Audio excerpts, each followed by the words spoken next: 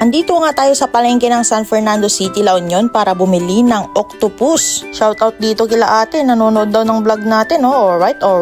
Pagka lininisan agad natin itong octopus, rinamas-ramas natin sa asin para maalis yung galis niya. Then sinalang na natin sa kawali. Dati linuluto ko to sa Sprite, pero ngayon linagay natin sa kawali hanggang matyanan siya or maalis yung liquid niya. Shoutout kay Kamarat, siya nagsabi sa akin na ito daw yung gawin ko sa octopus. Alright.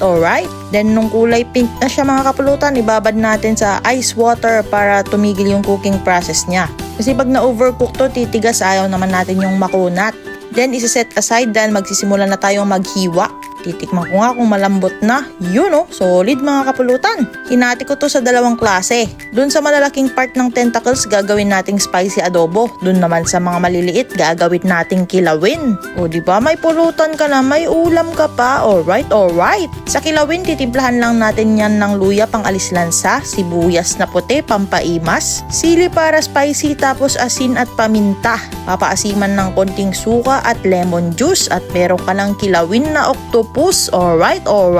After ng kilawin, gagawa tayo ng spicy adobo, kaya magigisa tayo ng bawang, sibuyas at luya. Lagyan rin natin ng sili para extra spicy, saka gigisa itong mga nahiwang octopus. Titimplahan ng toyo parang jowa mo, paminta hanggang mabahing ka, konting oyster at yung pampalambot natin na Sprite.